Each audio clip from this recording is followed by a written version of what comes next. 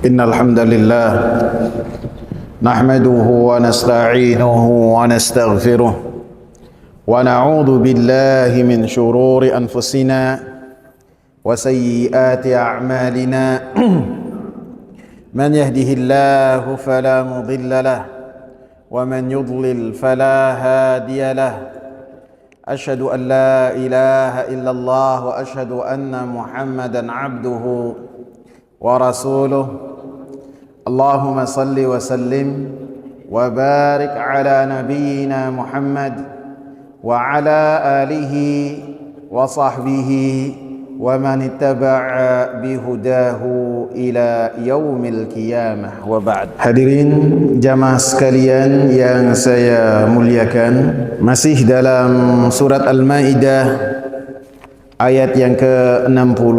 Allah subhanahu wa ta'ala katakan, Kul hal unabbi'ukum bisyarrin min dhalika mathubatan inda Allah man la'anahu Allahu wa ghadiba alayhi wa ja'ala minhumul qiradata wal khanazir wa abada at-taghut. Katakanlah wahai Nabi Muhammad sallallahu alaihi wasallam kepada orang-orang Yahudi yang mereka telah berkata dengan perkataan yang tidak pantas yang berkaitan dengan Nabi Muhammad sallallahu alaihi wasallam dan para sahabatnya. Mereka mengetahui tentang Nabi Muhammad sallallahu alaihi wasallam dengan sebenar-benar pengetahuan dan mengetahui tentang para sahabat ridwanullahi alaihim, akan tapi mereka tidak mengamalkan apa yang mereka ketahui. Sehingga mereka berkata, lam nara ahla dinin aqalla hadzan fid dunya wal akhirah minkum. Kami tidaklah mendapati pemeluk-pemeluk agama yang bagiannya sangat sedikit di dunia dan di akhirat. Wala dinan syarran min dinikum, dan tidaklah kami mendapati ada satu agama yang lebih jelek dari agama kalian. Maka Allah subhanahu wa ta'ala membela orang-orang yang beriman. Innallaha yudafi'u 'anil ladzina amanu. Sesungguhnya Allah subhanahu wa ta'ala membela orang-orang yang beriman. Lebih-lebih Nabi Muhammad sallallahu alaihi wasallam, kekasih Allah subhanahu wa ta'ala. Maka Allah subhanahu wa ta'ala mengatakan, Kul hal unabbi'ukum bisyarrin min dzalika mathubatan indallah. Katakanlah wahai Nabi Muhammad sallallahu alaihi wasallam, wahai orang-orang Yahudi, maukah kalian saya kabarkan kepada kalian yang lebih jelek dari apa yang telah kalian kira kepada diri-diri kami?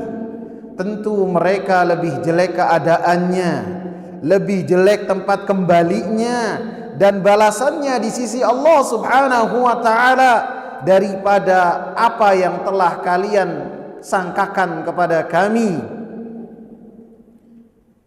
Man la'anahu Allah, siapa mereka-mereka yang dilaknat oleh Allah subhanahu wa ta'ala.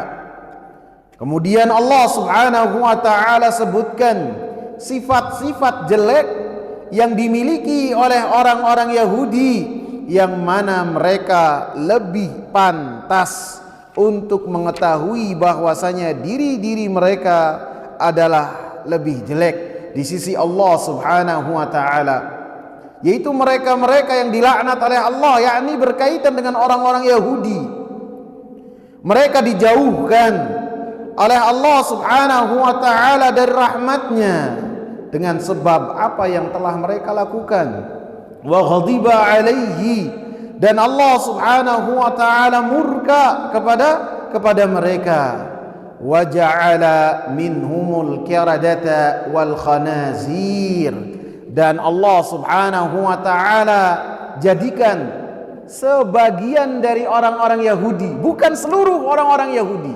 Jadi dalam ayat-ayat dan lafaz-lafaz Al-Quranul Karim, setiap lafaznya memiliki makna, sehingga dalam sebelumnya disebutkan man la'anahullah, siapa yang dilaknat oleh Allah, siapa yang dimurkai oleh Allah.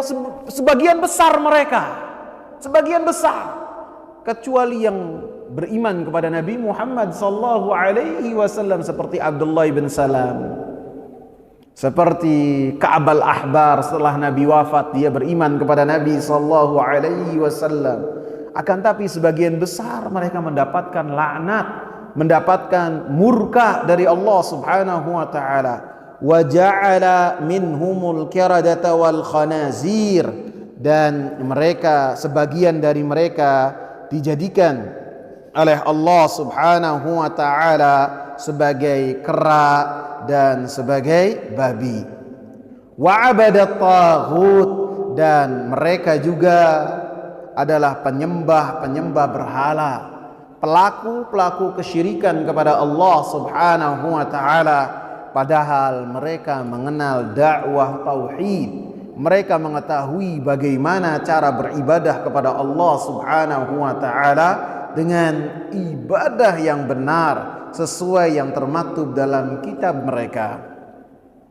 Jamaah sekalian yang saya muliakan, di dalam surat Al-Maidah ayat yang ke-60 ini yang berkesesuaian dengan bab yang kita bahas, babun ma jaa anna ba'dha hadhihi al-ummah ya'budul awthan, bab bahwasanya yang telah tercantum dalam Al-Quran dan hadis-hadis Nabi bahwasanya sebagian dari umat ini akan melakukan kesyirikan, beribadah kepada berhala, yaitu yang berkaitan dengan lafaz wa abadat taghut. Mereka adalah orang-orang yang beribadah kepada selain Allah Subhanahu wa taala. Apabila hal ini terjadi kepada ahli kitab yang telah mendapatkan kitab dari Allah berupa Taurat dan Injil, mereka beribadah kepada selain Allah Subhanahu wa taala, maka ini pun akan terjadi pula terhadap umat Nabi Muhammad sallallahu alaihi wasallam. Karena umat Nabi Muhammad sallallahu alaihi wasallam, mereka akan menyerupai orang-orang Yahudi dan orang-orang Nasara, walaupun tidak seluruhnya seperti yang kita bahas. Sehingga sebagian dari umat ini mereka akan beribadah kepada selain Allah Subhanahu wa taala. Sehingga ayat ini, surat Al-Maidah ayat yang ke-60, menjelaskan bahwasanya dengan keberadaan kesyirikan di ahlil kitab, maka umat ini pun tidak ada jaminan bahwasanya mereka akan selamat dari kesyirikan. Bahkan dalam ayat ini sangat jelas sebagian umat ini akan terjatuh di dalam kesyirikan kepada Allah Subhanahu wa taala.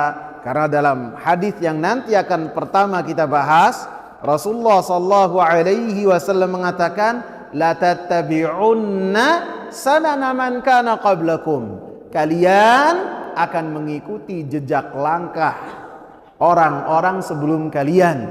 Nanti ditanyakan, apakah mereka orang al-Yahudi dan orang Nasara ya Rasulullah? Maka Rasulullah sallallahu alaihi wasallam jawabnya apa? Faman itu disebut dengan al-istifham takriri. Istifham bertanya akan tapi untuk menegaskan.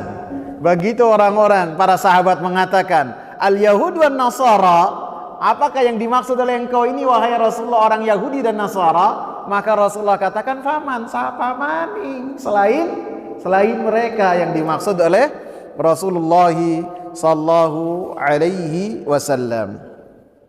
Jamaah sekalian yang saya hormati, Al-Imam Muhammad bin Shalih Al-Utsaimin rahimahullah, beliau menyebutkan 8 pelajaran yang bisa kita ambil dari surat Al-Maidah ayat yang ke-60.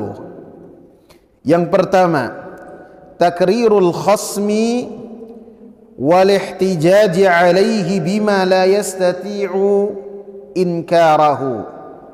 Mendebat, membantah lawan debat dan memberikan hujjah kepadanya dengan sesuatu yang tidak bisa diingkari. Karena orang-orang Yahudi, mereka meyakini dan mengetahui dengan sebenar-benar pengetahuan bahwasanya sebagian besar dari kaum mereka telah mendapatkan murka dari Allah Subhanahu wa taala.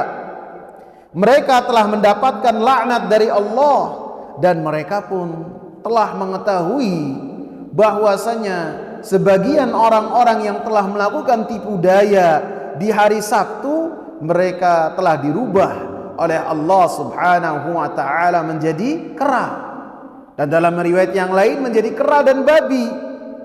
Maka apabila mereka mengetahui tentang hal tersebut dan meyakini dengan sebenar-benar keyakinan, kemudian berani mengolok-olok kaum muslimin, padahal kaum muslimin terbebas dari apa yang mereka tuduhkan kepada Nabi dan para sahabat, maka seakan-akan Nabi Muhammad SAW mengatakan kepada orang-orang Yahudi, mana yang pantas untuk kalian mengolok-olok kami, padahal kalian telah mendapatkan hukuman dari Allah Subhanahu wa taala dengan hukuman yang sangat banyak, atau kalian telah selamat dari hukuman tersebut. Maka mereka tidak bisa membantah apa yang tercantum dalam Al-Quran dan Nabi sallallahu alaihi wasallam katakan kepada mereka. Sehingga disebutkan faedah yang pertama, takrirul khasmi, membantah lawan debat dengan memberikan hujjah yang sangat telak sehingga tidak mampu untuk mengingkari apa yang mereka yakini. Yang kedua,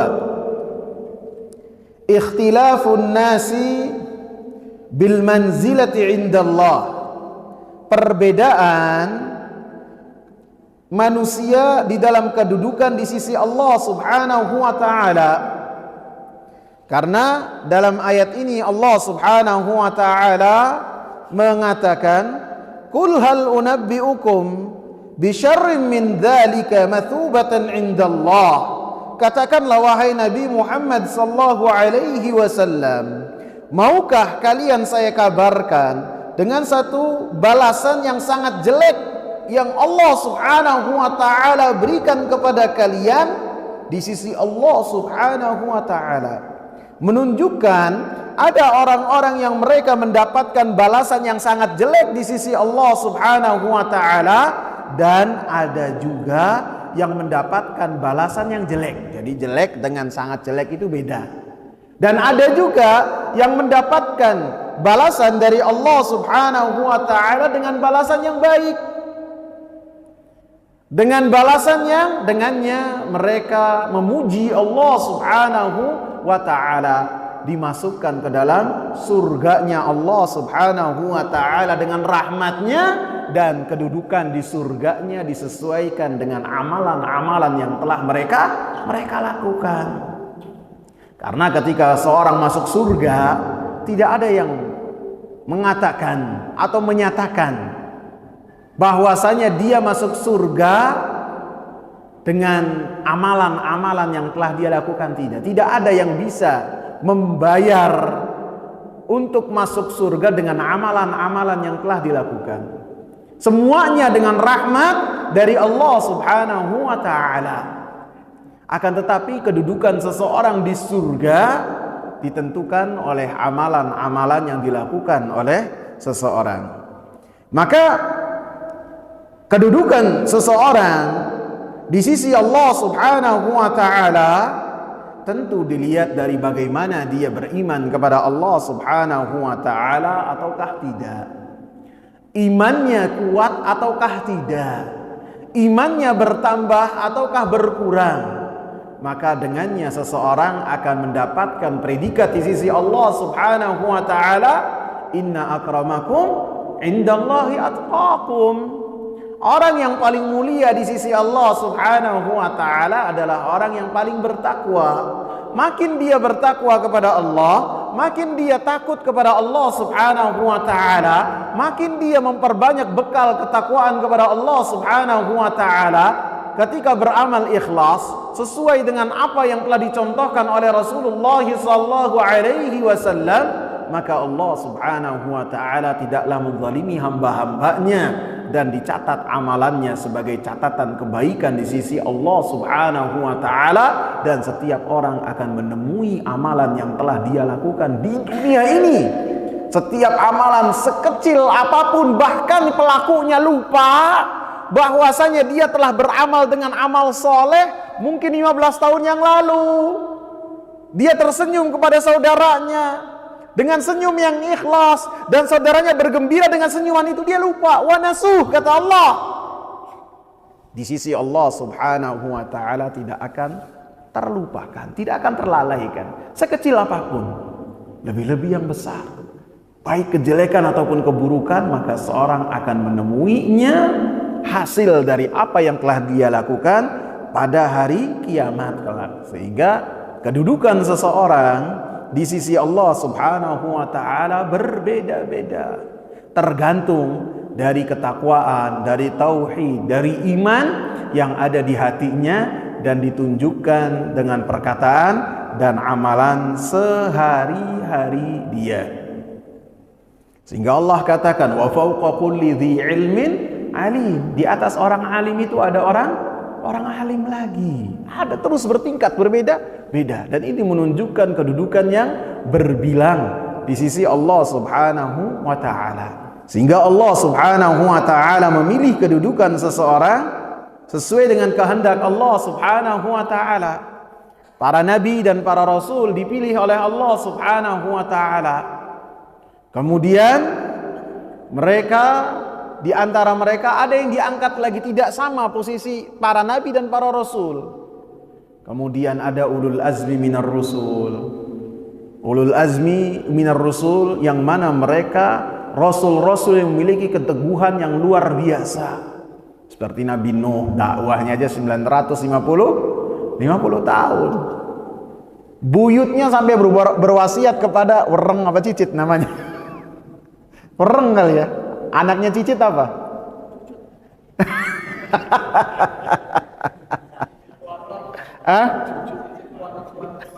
Iya. Bisa jadi buyut berwasiat kepada anaknya cicit, awas ya jangan sampai beriman kepada Nuh. Hati-hati. 950 tahun generasi berubah. Dan Nabi Nuh alaihi salam itu dakwahnya aja. Dakwahnya 950 tahun tetap bersabar, diolok-olok tidak ada. Kata Allah, "Fama amana ma'ahu illa qalil." Tidak ada yang beriman kecuali sedikit. Bahkan anaknya tidak beriman. Sampai istrinya tidak beriman. Bersabar dengan godaan, dengan ejekan dari kaumnya. Seperti Nabi Ibrahim. Nabi Ibrahim luar biasa. Diuji oleh Allah Subhanahu wa ta'ala dengan ujian-ujian yang besar. Sehingga tidaklah ada perintah dari Allah Subhanahu wa ta'ala kepada Nabi Ibrahim alaihi salam kecuali Nabi Ibrahim alaihi salam menyempurnakan perintah Allah tersebut. Surat Al-Baqarah ayat 124, wa idzibtala Ibrahim rabbuhu bikalimatin fa'atammahun.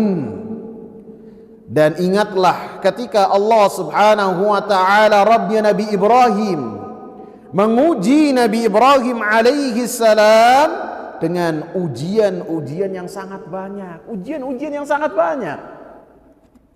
Ujian untuk hijrah ke negeri Syam, ujian bertemu dengan Namrud, ujian dilemparkan ke api yang menyala-nyala, ujian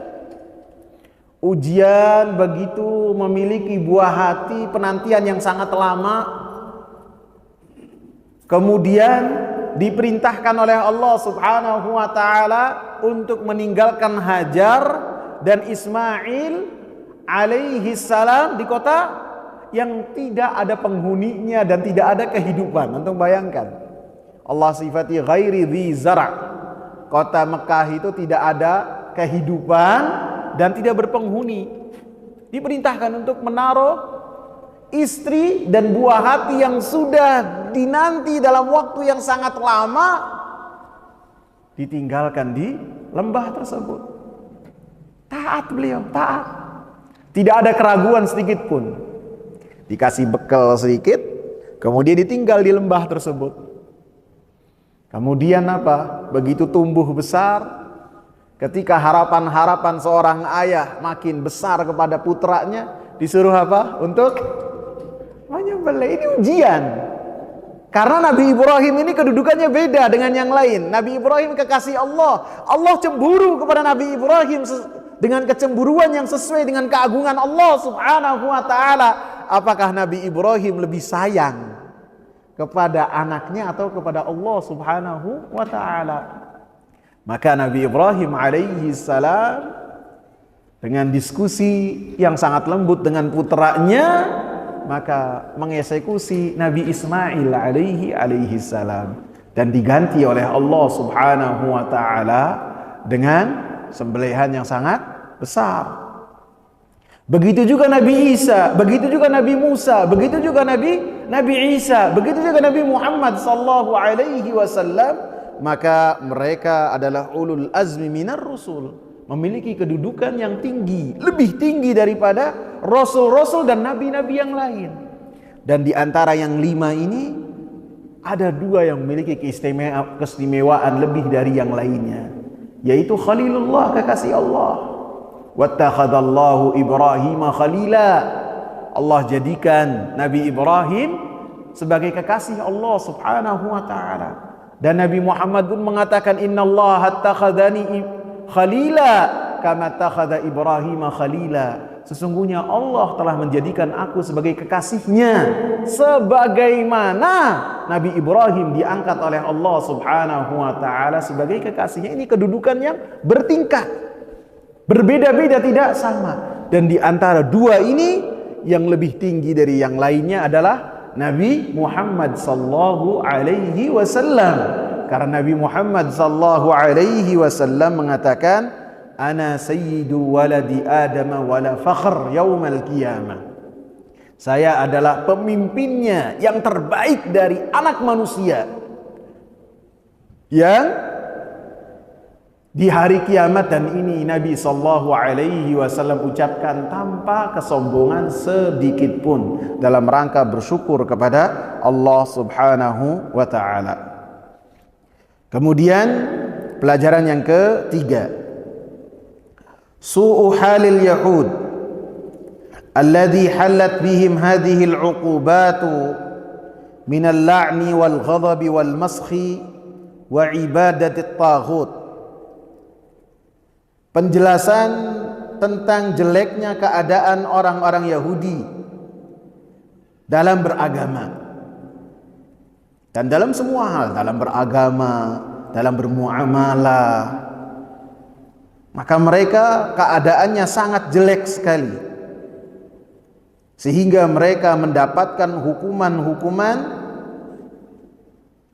dengan 4 hal yang disebutkan oleh Allah Subhanahu wa taala dalam surat Al-Maidah ayat 60 ini. Yang pertama, al-la'an, dilaknat oleh Allah Subhanahu wa taala. Yang kedua, mendapatkan murka dari Allah Subhanahu wa taala. Yang ketiga, dikutuk oleh Allah Subhanahu wa taala menjadi babi dan menjadi kera. Dan sifat yang keempat, kejelekan yang keempat, bagaimana mereka beribadah kepada selain Allah Subhanahu wa taala, terhadap tauhid. Sehingga ini menunjukkan bahwasannya Yahudi menjadi orang-orang yang sangat jelek sekali, walaupun diutus oleh Allah Subhanahu wa taala kepada mereka itu para nabi yang sangat banyak. Yang keempat, Itsbatu af'alillahi al-ikhtiyariyah. Menetapkan untuk Allah Subhanahu wa taala perbuatan-perbuatan ataupun sifat-sifat yang Allah Subhanahu wa taala, yang sifat-sifat tersebut adalah sifat-sifat ikhtiyariyah, dilakukan oleh Allah Subhanahu wa taala sesuai dengan kehendak Allah. Artinya Allah Subhanahu wa taala melakukan hal tersebut kapan? Ketika Allah Subhanahu wa taala menghendakinya. Jadi sifat-sifat Allah itu ada dzatiyah. Ada dzatiyah yang artinya sifat-sifat tersebut tidak akan lepas dari Allah Subhanahu wa taala sedikit pun. Seperti apa? Seperti hidup, seperti mendengar, melihat, mengetahui, mampu, dua tangan, mata, yang Allah Subhanahu wa taala sifatkan untuk Allah Subhanahu wa taala dan Rasulullah sallallahu alaihi wasallam sifatkan untuk Allah, maka ada sifat-sifat dzatiyah yang tidak pernah terlepas dari Allah Subhanahu wa taala sedikit pun. Seperti ilmu. Yang kedua ada sifat-sifat ikhtiyariyah yang Allah Subhanahu wa taala lakukan ketika Allah Subhanahu wa taala menghendaki. Seperti laknat. La'anahullah, Allah Subhanahu wa taala melaknat. Dan ketika kita menetapkan sifat laknat untuk Allah Subhanahu wa taala dengan laknat yang sesuai dengan keagungan dan kebesaran Allah Subhanahu wa taala. Karena Allah lah yang paling mengetahui tentang dirinya, dan Nabi Muhammad sallallahu alaihi wasallam yang paling mengetahui tentang Allah Subhanahu wa taala. Sehingga sifat-sifat ketuhanan Allah Subhanahu wa taala yang disebutkan oleh Allah dan Rasulnya kita tetapkan sesuai dengan kebesaran dan keagungan Allah tanpa menyerupai siapapun juga di jagat raya ini, di alam semesta ini. Sehingga ketika Allah melaknat, selain Allah melaknat tidak sama, tidak serupa. Karena wujud kita dengan wujud Allah berbeda. Dan Allah katakan, laisa kamitslihi syai'un. Tidak ada yang serupa dengan Allah Subhanahu wa taala apapun juga. Wa huwas samiul basir, dan Allah Maha mendengar dan Allah Maha melihat. Artinya Maha melihatnya Allah berbeda dengan melihatnya selain Allah. Al-basirnya Allah, Maha melihatnya Allah, Maha mendengarnya Allah, As-Sami, berbeda dengan Sami dan Basir yang dimiliki oleh selain Allah Subhanahu wa taala. Itsbatul ghadab, begitu juga murka. Kita menetapkan untuk Allah Subhanahu wa taala murka. Karena dalam ayat ini Allah katakan wa ghadiba alaihi, Allah Subhanahu wa taala murka. Dan ketika kita menetapkan untuk Allah Subhanahu wa taala murka, sesuai dengan keagungan Allah, sesuai dengan kebesaran Allah dan kesempurnaan Allah Subhanahu wa taala, tidak serupa dengan murka dan marahnya selain Allah Subhanahu wa taala. Beda. Dan hadis-hadis juga banyak yang menjelaskan tentang murka. Inna rabbi qad ghadiba yawman lam yaghdab mithlahu wala ba'dahu qat. Sesungguhnya hari ini yakni ketika Allah Subhanahu wa taala mengumpulkan manusia di padang mahsyar, tidak pernah murka dengan kemurkaan hari ini, baik sebelumnya atau sesudahnya. Ini murka yang sangat besar. Dan dalam hadis sebelumnya kita pernah bahas, dalam bab-bab sebelumnya, ishtadda ghadabullahi ala qaumin ittakhadhu qubur anbiya'ihim masajid. Sungguh besar, kata Rasulullah, kemurkaan Allah atas satu kaum yang menjadikan kubur-kubur nabi mereka sebagai tempat ibadah. Ini Rasulullah tempelkan kemurkaan untuk Allah Subhanahu wa taala, sehingga kita menetapkan untuk Allah Subhanahu wa taala sifat-sifat yang mana sifat-sifat tersebut telah ditetapkan oleh Allah dan Rasulnya, dengan kita garis bawahi sesuai dengan kebesaran Allah, dan kita tidak serupakan sifat-sifat tersebut dengan selain Allah, dan tanpa kita tanya bagaimana murka Allah subhanahu wa ta'ala. Dan murka ini juga termasuk dari sifat-sifat al-ikhtiyariyah yang dilakukan oleh Allah subhanahu wa ta'ala, dan Allah kaitkan dengan kehendak Allah, bukan sifat-sifat dzatiyah. Jadi yang ikhtiyariyah ini sifatullah al-ikhtiyariyah, seperti Allah bergembira, Allah tertawa, Allah murka, Allah melaknat, yang mana hal tersebut dilakukan oleh Allah subhanahu wa ta'ala sesuai dengan kehendak Allah subhanahu wa ta'ala. Yang ke-6, itsbatul qudrati lillah, menetapkan untuk Allah subhanahu wa ta'ala kemampuan.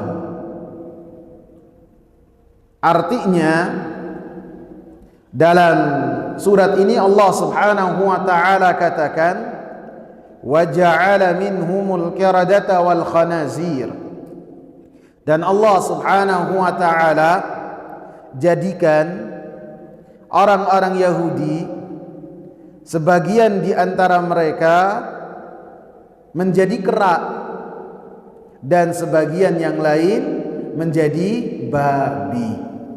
Sehingga ini menunjukkan maha kemampuan Allah subhanahu wa ta'ala, dan kita tetapkan bahwasanya Allah subhanahu wa ta'ala maha mampu. Karena yang jadi manusia bisa dirubah oleh Allah subhanahu wa ta'ala menjadi hewan. Dan ketika kita menyatakan bahwasanya Allah subhanahu wa ta'ala maha mampu, terkadang sebagian orang menambahkan perkataan-perkataan sesuai dengan perasaan-perasaan mereka ketika menghibur orang lain. Contohnya apa? Kadang-kadang sering saya dengar, ataupun di medsos kadang-kadang beredar, ataupun di status-status sebagian dari kaum kita. Apa itu? Allah subhanahu wa ta'ala sangatlah mampu apabila menghendaki. Benar gak? Pernah dengar itu? Benar?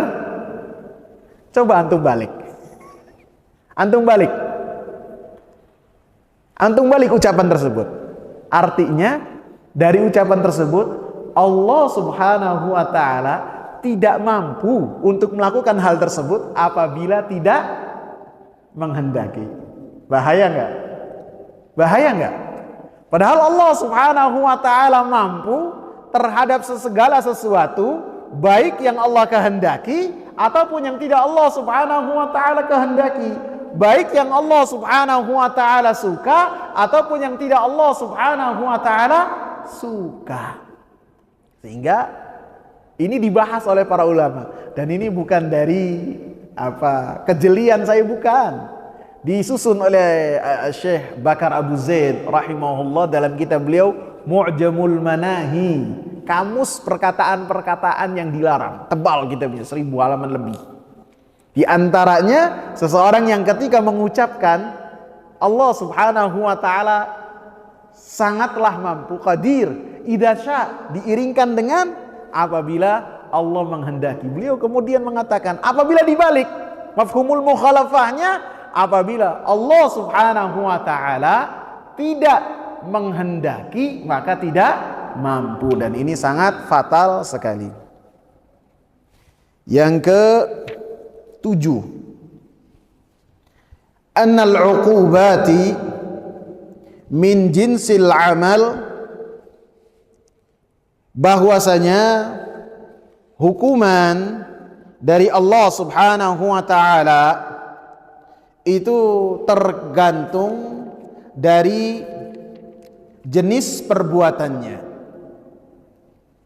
Disebutkan bahwasanya mereka, orang-orang yang melampaui batas di hari Sabtu, mereka seperti yang sudah kita sebutkan, melakukan tipu daya, yang mana tipu daya tersebut seakan-akan apa yang mereka lakukan adalah benar, akan tetapi pada hakikatnya mereka melakukan perbuatan dosa. Allah Subhanahu wa ta'ala larang mereka untuk melakukan aktivitas yang berkaitan dengan dunia di hari Jumat, supaya mereka fokus untuk beribadah kepada Allah. Mereka menolak, mereka milihnya hari Sabtu. Sehingga Allah Subhanahu wa ta'ala tetapkan keinginan mereka dengan supaya mereka beribadah di hari Sabtu. Mereka beribadah, fokus beribadah di hari Sabtu. Kemudian Allah Subhanahu wa ta'ala uji karena mereka ini senantiasa bermaksiat kepada Allah Subhanahu wa ta'ala. Di hari Sabtu ditampakkan di tepi pantai mereka, karena mereka ada di negeri Ailah, di tepi pantai yang nama pantainya itu adalah Qalazam. Maka ikan berkumpul di hari Sabtu dengan jumlah yang sangat besar sekali, sangat banyak sekali. Dan ini terjadi berulang-ulang, sehingga setiap hari Sabtu ikannya kumpul, nampak jelas sekali. Mungkin ikannya menggoda-goda mereka kali ya. Seharusnya butuh jaring, tangkap saja bisa. Akan tapi dilarang oleh Allah Subhanahu wa ta'ala. Dan di hari selain Sabtu nggak ada ikan sama sekali. Kemudian mereka pun mencari tipu daya dengan cara membuat jaring ataupun menangkap ikan di Sabtu. Di Jumat sore mereka meletakkan dan memasang jaring. Kemudian di hari Sabtu berlalu, mungkin waktu maghrib terbenam, tiba mereka langsung ambil jaring tersebut. Maka mereka mendapatkan ikan yang sangat banyak dengan tipu daya yang telah mereka lakukan. Seakan-akan ini adalah amalan yang benar, akan tapi pada hakikatnya mereka melakukan tipu daya. Akan tapi mereka melakukan tipu dayanya kepada siapa? Yang mengetahui hati-hati manusia, yang mengetahui segala perbuatan manusia, sehingga Allah Subhanahu wa ta'ala jadikan mereka fakunu kiradatan khasiin. Jadilah kalian itu kera yang hina. Kera itu tampangnya seakan-akan sangatlah mirip dengan manusia. Perbuatannya seakan-akan mirip dengan manusia. Bahkan kadang cara berjalannya manusia cuma lebih tegak saja, mereka masih ada bungkuknya. Akan tapi mereka bukan manusia. Sehingga mereka dikutuk dengan kutukan yang demikian, menjelaskan bahwasanya perbuatan mereka seakan-akan benar, akan tapi mereka telah melakukan perbuatan dosa. Dan ketika terjadi kemaksiatan ini, ada orang-orang saleh yang melihatnya. Orang-orang saleh pun terpecah belah menjadi dua. Ada yang mengingkari perbuatan tersebut, dinasehati karena ini berlalu lama. Yang tadinya sembunyi-sembunyi menjebak ikan-ikan tersebut di Jumat sore, kemudian sebagian besar melakukan hal yang sama. Yang tadinya yang melakukannya 1 orang, 2 orang, kemudian bertambah pekan depannya 4 orang, kemudian hampir sebagian besar dari orang-orang yang di negeri Ailah itu melakukan dengan perbuatan tersebut, kecuali sedikit dari orang-orang soleh. Dan sehingga apa yang mereka lakukan menjadi jual beli di pasar dengan ikan hasil dari tipu daya mereka di hari Sabtu. Sehingga orang-orang soleh pun terpecah menjadi dua. Yang satu memberikan peringatan dan nasihat dengan harapan supaya mereka selamat dari azab Allah Subhanahu wa ta'ala. Yang satu diam terhadap amar ma'ruf nahi munkar, tidak mengingatkan supaya kaumnya berhenti dari kemaksiatan kepada Allah dan tipu daya yang mereka lakukan. Para ulama khilaf, siapa yang binasa di antara 3 kelompok ini? Walaupun pendapat yang dikuatkan oleh Imam Ibn Katsir rahimahullah bahwasanya yang selamat hanya yang menunaikan amar ma'ruf nahi munkar. Adapun 2 kelompok yang lain yang bermaksiat kepada Allah Subhanahu wa ta'ala dan yang mendiamkan dihukum oleh Allah Subhanahu wa taala, walaupun hukumnya berbeda. Yang melampaui batas dihukum oleh Allah Subhanahu wa taala menjadi kera, dan yang lainnya tidak dihukum dengan hukumannya sama, yang diam terhadap kemungkaran. Yang kedelapan, anna haula'il yahud, bahwasanya orang-orang Yahudi saru ya'buduna taghut, mereka beribadah terhadap taghut, kepada selain Allah Subhanahu wa taala, seperti yang Allah katakan wa abadat taghut, dan mereka beribadah terhadap taghut. Wala syakka annahum hatta al-ana ya'budunahu, dan tidak diragukan, kata Imam Muhammad bin Shalih Al-Utsaimin rahimahullah, sampai sekarang pun orang-orang Yahudi mereka beribadah terhadap taghut, terhadap selain Allah Subhanahu wa taala. Li'annahum abadu syaitan, mereka beribadah kepada syaitan. Wa ata'uhu, dan mereka pun taat kepada syaitan. Wa asawullaha wa rasulahu, dan mereka bermaksiat kepada Allah Subhanahu wa taala dan kepada Rasulullah sallallahu alaihi wasallam. Dan sebagian ulama mereka menyatakan bahwasanya surat Al-Maidah ayat yang ke-60 ini seakan-akan bantahan yang sangat telak sekali bagi Ka'ab ibn Ashraf dan Huyai ibn Akhtab. Ketika yang dibahas dalam surat An-Nisa ayat 51, mereka datang kepada orang-orang kafir Quraisy dan mengatakan bahwasanya orang-orang kafir Quraisy itu lebih baik daripada Nabi Muhammad dan para sahabatnya.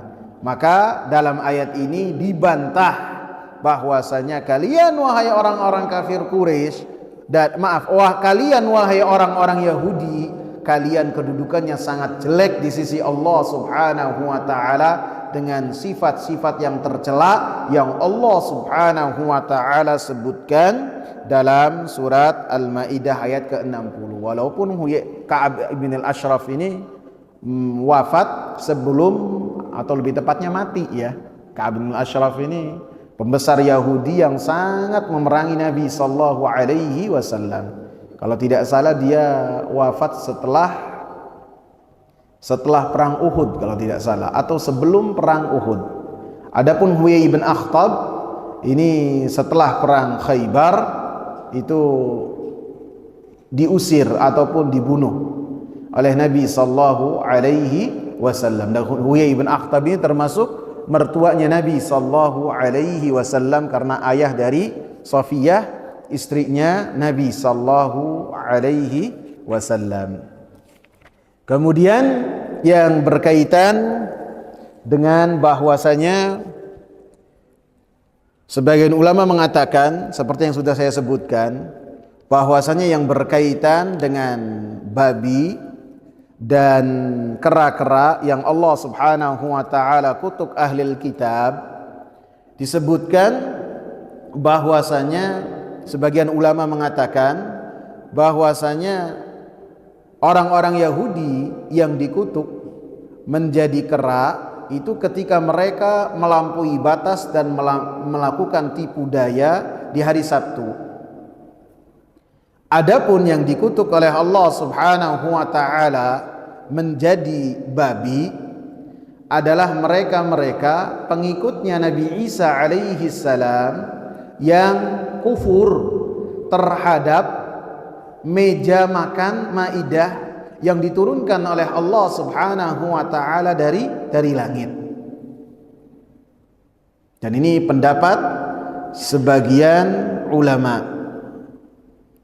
Dan pendapatnya Abdullah ibn Abbas radhiyallahu anhu seperti yang sudah kita sebutkan, bahwasanya dirubahnya menjadi kera dan babi itu semuanya bagi pelaku yang melampaui batas di hari Sabtu. Yang pemuda-pemudanya dirubah menjadi kera, dikutuk menjadi kera, dan yang orang tuanya dikutuk menjadi babi. Alhasil surat Al-Maidah ayat 112 Allah Subhanahu wa taala sebutkan apa yang dimintakan oleh Hawariyun kepada Nabi Isa alaihi salam. إذ قال الحواريون يا عيسى ابن مريم هل يستطيع ربك أن ينزل علينا مائدة من السماء قال اتقوا الله إن كنتم مؤمنين. Ingatlah ketika pengikut-pengikut setia Nabi Isa alaihi salam berkata kepada Isa alaihi salam, apakah Rabb kamu? Walaupun pengikut setia tapi kayak kurang adab dia. Bener gak? Mengatakannya apakah Rabb kamu? Seharusnya tidak mengatakan dengan perkataan demikian. Sehingga ketika Nabi Isa hidup, Nabi Isa telah mewahyukan kepada Allah Subhanahu wa taala telah mewahyukan kepada Nabi Isa tentang Nabi Muhammad dan pengikut-pengikutnya. Mereka sudah mengenal tentang para sahabat. Sehingga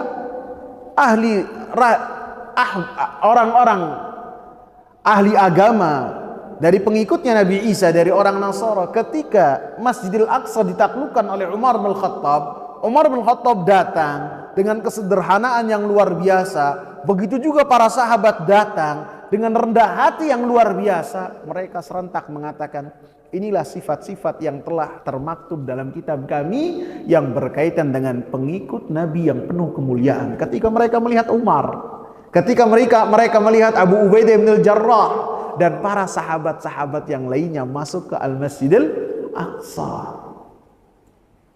Sehingga seperti yang saya sebutkan, Nabi Isa alaihi salam berdoa kepada Allah supaya dijadikan sebagai pengikutnya Nabi Muhammad dan dikabul oleh Allah Subhanahu wa taala, sehingga Nabi Isa pun diangkat oleh Allah Subhanahu wa taala sebagai sahabatnya Nabi Muhammad sallallahu alaihi wasallam. Karena Nabi Isa bertemu dengan Nabi Muhammad di mana? Di Isra Mi'raj, ketika bertemu di langit. Nabi-nabi yang lain, Nabi Ibrahim, Nabi Zakaria, Nabi Adam, ketika dilewati oleh Nabi Muhammad, mereka telah wafat. Adapun Nabi Isa masih di dalam kehidupan yang sekarang kita hidup ini. Karena diangkat oleh Allah dalam keadaan hidup dan sampai sekarang masih hidup. Sehingga ketika bertemu Nabi Isa alaihi salam dalam keadaan beriman kepada Nabi Muhammad, dan yang namanya sahabat Nabi itu apa? Definisinya apa?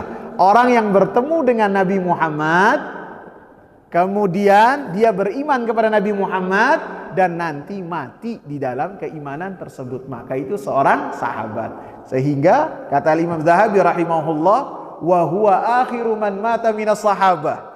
Isa alaihi salam itu adalah sahabat Nabi yang matinya nanti paling terakhir, nanti menjelang hari kiamat. Al-Hawariyun berkata, apakah Rabb kamu mampu an yunazzila alaina ma'idatan minas sama, untuk menurunkan kepada kami meja makan dari langit? Qalat taqullaha in kuntum mu'minin. Takutlah kalian kepada Allah Subhanahu wa taala jika kalian beriman. Qalu nuridu an na'kula minha wa tatma'inna qulubuna wa na'lama an qad sadaqtana wa nakuna 'alaiha minasyahidin. Hawariyun berkata, kami menginginkan untuk makan dari meja makan tersebut. Bisa jadi karena kefakiran mereka. Wa tatma'inna qulubuna, dan hati-hati kami tenang dengan apa yang kami dapati. Wa na'lama an qad sadaqtana, dan kami meyakini bahwasanya engkau telah benar kepada kami dengan doa-doa engkau diijabah oleh Allah. Wa nakuna 'alaiha minasyahidin, dan kami menjadi saksi terhadap kejadian tersebut. Qala Isa ibn Maryam, Allahumma rabbana anzil alaina ma'idatan minas sama. Isa bin Maryam berdoa kepada Allah, ya Allah Rabb kami, turunkan kepada kami meja makan dari langit. Karena Nabi Isa telah mengetahui maksud tujuannya. Takunu lana idan, sehingga ketika hal itu terjadi menjadi id untuk awalina, untuk orang-orang pertama kami, wa akhirina, dan untuk orang-orang terakhir kami, wa ayatan minka, dan tanda kekuasaan dari engkau, warzuqna wa anta khairur razikin, dan berilah kami rezeki karena engkau itu adalah maha pemberi rezeki. Qala Allahu inni munazziluha alaikum, kata Allah, saya akan menurunkan meja makan tersebut. Kalau dalam bahasa Arab Al-Maidah tidaklah dinamakan Maidah kecuali penuh dengan makanan. Apabila seperti ini tidak ada makanannya, maka namanya tawilah, meja juga. Akan tapi meja makan dikatakan Maidah apabila penuh dengan makanan. Maka kata Allah, saya akan menurunkan meja makan tersebut, Maidah tersebut. Faman yakfur ba'du minkum, siapa yang kufur terhadap apa yang telah saya turunkan, fa inni u'adzibuhu adzaban la u'adzibuhu ahadan minal alamin, saya akan mengazab mereka yang kufur kepada saya setelah melihat tanda kekuasaan Allah Subhanahu wa taala yang tidak pernah saya azab siapapun itu orangnya dari zaman kalian ini. Tidak ada. Karena azab yang paling besar Allah berikan kepada siapa? Orang-orang munafik. Dan azab yang paling besar Allah berikan kepada Fir'aun dan pengikutnya. Sehingga ayat ini Allah Subhanahu wa taala akan memberikan azab yang sangat besar yang tidak pernah berikan Allah Subhanahu wa taala kepada siapapun dari zaman itu. Dari ayat ini para ulama berbeda pendapat, apakah permintaan mereka dikabulkan oleh Allah Subhanahu wa taala ataukah hanya sekedar kisah saja dari Allah Subhanahu wa taala. Maka Al-Imam Mujahid dan Al-Imam Hasan Al-Basri keduanya mengatakan bahwa yang tercantum dalam berapa ayat tadi? Dalam 4 ayat ini hanya perumpamaan yang Allah Subhanahu wa taala berikan dan tidak pernah ada yang turun sedikit pun dari hidangan tersebut. Adapun pendapatnya jumhur dari ulama, maka hidangan tersebut, meja makan tersebut diturunkan oleh Allah Subhanahu wa taala dan itu sudah terjadi. Sehingga dari orang-orang yang mereka kufur terhadap apa yang telah Allah Subhanahu wa taala turunkan, Allah Subhanahu wa taala perintahkan supaya mereka ketika memakan hidangan dari langit tersebut tidak boleh ada yang menyimpannya, tidak boleh ada yang menyembunyikannya, disimpan untuk sore, tidak. Akan tapi dihabiskan, apabila tidak habis dibiarkan, tidak boleh ada yang menyimpan. Sebagian dari mereka menyimpannya, kemudian Allah Subhanahu wa taala kutuk mereka menjadi, sebagian dari mereka menjadi babi. Sehingga dalam disebutkan bahwasanya orang-orang Quraisy mereka pun berkata kepada Nabi Muhammad sallallahu alaihi wasallam, "Ud'u lana rabbaka an yaj'ala lana as-safa dhahaban wa nu'min laka wa nu'min bika." Wahai Muhammad, berdoalah kepada Rabb kamu supaya menjadikan bukit Safa itu menjadi emas, sehingga kami beriman kepada engkau. Maka Nabi Muhammad mengatakan, apakah kalian melakukan hal tersebut? Apabila saya rubah Safa itu menjadi emas, maka kalian akan beriman? Mereka mengatakan iya. Maka Nabi sallallahu alaihi wasallam berdoa. Kemudian datanglah malaikat Jibril alaihi salam. Kemudian malaikat Jibril mengatakan, "Inna rabbaka yaqra'u 'alaikas salam." Sesungguhnya Rabb kamu mengucapkan salam kepada engkau, wahai Nabi Muhammad. Wa yaqulu lak, dan Allah Subhanahu wa taala berkata kepada engkau, "In syi'ta asbaha lahumus safa dhahaban. Apabila engkau menghendaki wahai Nabi Muhammad mengiyakan, niscaya bukit Safa itu akan berubah menjadi emas. Faman kafara minhum ba'da dzalika 'adzabtuhu 'adzaban la u'adzibuhu ahadan minal alamin. Akan tapi siapa yang tidak beriman dari orang-orang Quraisy langsung kontan diazab oleh Allah Subhanahu wa taala dengan azab yang tidak pernah Allah Subhanahu wa taala berikan kepada siapapun juga, persis seperti orang-orang Tsamud. Orang-orang Tsamud menentang kepada Nabi Saleh, keluarkan onta.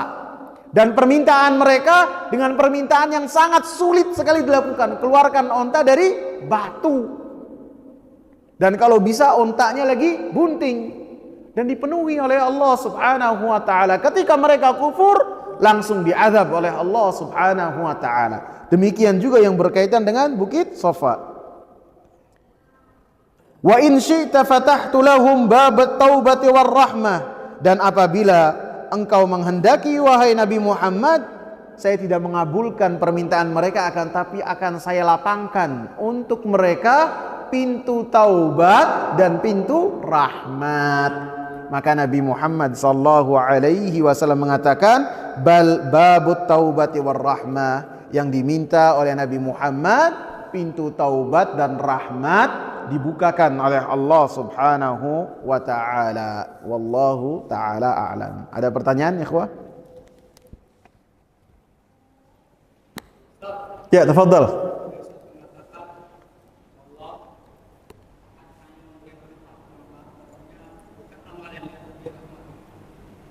Apa pertanyaan, Pak? Jadi Ustaz menyampaikan Allah akan memberikan hambanya itu suatu rahmat gitu, bukan dengan amalnya itu. Ya. Maksud saya untuk menggapai rahmat Allah untuk kita itu gimana cara Ustaz? Kalau bukan hanya dengan amal. Iya, jadi mendapatkan rahmat Allah Subhanahu wa taala banyak sekali caranya, Pak. Yang pertama, kita meminta kepada Allah Subhanahu wa taala. Yang kedua, kita memiliki kasih sayang kepada orang-orang yang di sekitar kita. Tunjukkan rasa kasih sayang. Maka dengannya kita akan mendapatkan rahmat Allah Subhanahu wa taala. Kasih sayang ini bukan hanya kepada orang-orang yang di masjid, keluarga, ataupun siapapun itu, bukan hanya itu, bahkan kepada binatang. Ketika kita memiliki kasih sayang, bahkan kepada orang-orang kafir ketika kita memiliki kasih sayang, maka kita pun akan mendapatkan rahmat Allah Subhanahu wa taala. Rasulullah sallallahu alaihi wasallam katakan, irhamu man fil ardi yarhamkum man fis sama.